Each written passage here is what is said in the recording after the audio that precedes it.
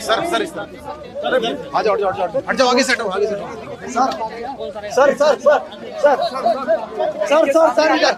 Sir इधर। दिल्ली में जितने भी बच्चे हैं उन सब बच्चों को मैं अपना बच्चा मानता हूँ। जितने भी दिल्ली के लोगों के बच्चे हैं, गरीबों के बच्चे हैं, अमीरों के बच्चे हैं, मिडिल क्लास के बच्चे हैं, उन सबको मैं अपना बच्चा मानता हूँ। और मैं चाहता हूँ कि सभी दिल्ली के सभी बच्चों को अच्छी से अच्छी शिक्षा मिलनी चाहिए। चाहे गरीब का बच्चा हो, चाहे अमीर का बच्चा हो, सबको अच्छी से अच्छी शिक्षा मिलनी चाहिए। कई लोग ऐसे हैं जिनको भगवान ने साधन दिए हैं, वो अपने बच्चों को विदेशों में पढ़ाई करने भेजते हैं। हम चाहते हैं कि हमारे गरीबों के, मिडिल क्लास के बच्चों को भी विदेशों जैसी अच्छी से अच्छी शिक्षा मिले। अब सब बच्चे तो विदेश जा नहीं सकते, तो हमने दिल्ली में स्कूल अच्छे कर दिए। अब हम अपने सरकारी स्कूलों के टीचर्स को विदेशों में ट्रेनिंग के लिए भेज रहे हैं। वो वहाँ पे दुनिया की बेस्ट ट्रेनिंग लेके आएंगे। हम उन्हें फिनलैंड भेज रहे हैं। फिनलैंड दुनिया का वो देश माना जाता है जहाँ दुनिया में सबसे अच्छी शिक्षा फिनलैंड में दी जाती है। तो हम दिल्ली के सरकारी स्कूलों के टीचर्स को फिनलैंड भेज रहे हैं, वहाँ से वो ट्रेनिंग लेके आएं और हमारे सरकारी स्कूलों में हमारे बच्चों को शिक्षा दें। अभी तक 1000 से ज़्यादा टीचर्स की और प्रिंसिपल्स की हम विदेशों में ट्रेनिंग करा चुके हैं। अब लगभग 30 के करीब ऐसे टीचर्स या प्रिंसिपल्स को फिनलैंड भेजना था हमें। एलजी साहब ने ऑर्डर कर दिया कि ये फिनलैंड नहीं जाएंगे और देखो अगर इनको इंडिया में ही कहीं ट्रेनिंग करा दो। ये तो ठीक नहीं है, ये तो बिल्कुल गलत है। एलजी साहब को क्या प्रॉब्लम है? दिल्ली के लोगों की चुनी हुई सरकार, दिल्ली के बच्चे, दिल्ली के लोगों का टैक्स का पैसा, दिल्ली के लोगों के पैसे से उनको टीचर्स को ट्रेनिंग के लिए भेज रहे हैं। एलजी साहब क्यों रोक रहे हैं? एलजी साहब रोकने वाले कौन होते हैं? एलजी साहब क्यों रोक रहे हैं टीचर्स की ट्रेनिंग को? मुझे बहुत ज्यादा दुख हुआ इस बात से कि एलजी साहब दिल्ली के लोगों की बच्चों को अच्छी शिक्षा नहीं दिलवाना चाहते।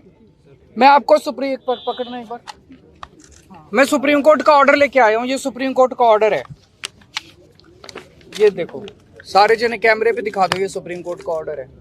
इस ऑर्डर में लिखा है, सुप्रीम कोर्ट ने 4 जुलाई 2018 को बोला था, lieutenant governor of Delhi has not been interested with any independent decision making power.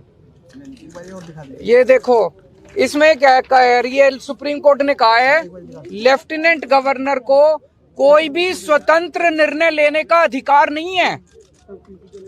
ये 2 बार लिखा। उनको पता था एलजी एक बार में नहीं मानेंगे। एक तो उन्होंने 284 नंबर पैराग्राफ में लिखा और एक उन्होंने 475 नंबर पैराग्राफ में फिर लिखा। सुप्रीम कोर्ट ने, there is no independent authority vested in lieutenant governor to take decision.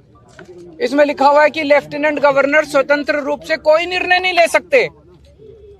Supreme court कह रहा है कि लेफ्टिनेंट गवर्नर स्वतंत्र रूप से कोई निर्णय नहीं ले सकते। फिर लेफ्टिनेंट गवर्नर साहब फिनलैंड की शिक्षकों की ट्रेनिंग को रोकने वाले कौन होते हैं? वो क्यों रोक रहे हैं? वो कहते हैं मैं सुप्रीम कोर्ट को नहीं मानता। अगर कोई लेफ्टिनेंट गवर्नर या गवर्नर इस देश का ये कहेगा मैं सुप्रीम कोर्ट को नहीं मानता, तो फिर तो इस देश के अंदर ना जनतंत्र बचेगा, ना संविधान बचेगा, कुछ नहीं बचेगा। हमें बेहद दुख है कि आज हम सब लोगों को, दिल्ली के मुख्यमंत्री को, दिल्ली के सारे चुने हुए विधायकों को एलजी हाउस मार्च करके कोई बड़ी चीज के लिए नहीं जाना पड़ रहा है, मात्र इस चीज के लिए जाना पड़ रहा है कि एलजी साहब हमारे शिक्षकों को फिनलैंड ट्रेनिंग के लिए जाने दो, उनको मत रोको। अगर दिल्ली का चुनाव, दिल्ली के 2 करोड़ लोगों ने वोट डाल के अपने मुख्यमंत्री को चुना, 70 में से 62 सीट दी, वो मुख्यमंत्री अगर अपने शिक्षकों को फिनलैंड ट्रेनिंग नहीं भेज सकता, तो फिर क्या फायदा है ऐसे चुनाव का और क्या फायदा है जनतंत्र का? अभी हम सारे जा रहे हैं और मैं उम्मीद करता हूं कि एलजी साहब को अपनी गलती का एहसास होगा और वो शिक्षकों को ट्रेनिंग के लिए जाने दें।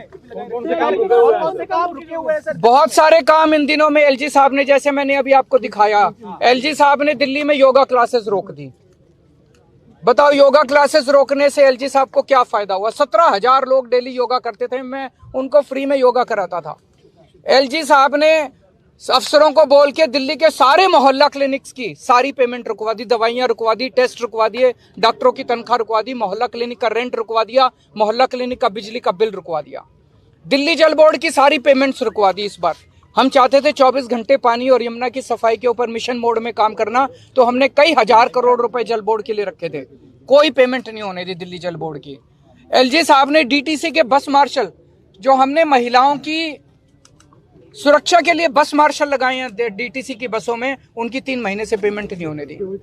पता नहीं कितने सारे काम एलजी साहब ने रोक दिए। तो ये सुप्रीम कोर्ट के ऑर्डर की कोई वैल्यू ही नहीं है। सुप्रीम कोर्ट कह रहा है एलजी साहब कोई एक्शन नहीं ले सकते, कोई स्वतंत्र रूप से निर्णय नहीं ले सकते, तो फिर एलजी साहब ये सारे काम कैसे रुकवा सकते हैं? सरकार से क्या मांगे आपकी? अभी एलजी साहब के पास जा रहे हैं और मैं उम्मीद करता हूं कि एलजी साहब सुप्रीम कोर्ट, मेरी अपील एलजी साहब से एक ही अपील है, संविधान को माने, सुप्रीम कोर्ट के ऑर्डर को माने। जब मैं परसों मिला, कहते हैं ये सुप्रीम कोर्ट की राय है। मैं एलजी साहब से कहूंगा एक अच्छा एडवाइजर रखें जो संविधान समझता हो और जो कॉन्स्टिट्यूशन और सुप्रीम कोर्ट को समझता हो। एलजी, सुप्रीम कोर्ट के ऑर्डर सुप्रीम कोर्ट की राय नहीं होती है। सुप्रीम कोर्ट के ऑर्डर सबके ऊपर बाध्य होते हैं, बाइंडिंग होते हैं। सीधे यहीं से चल रहे हैं।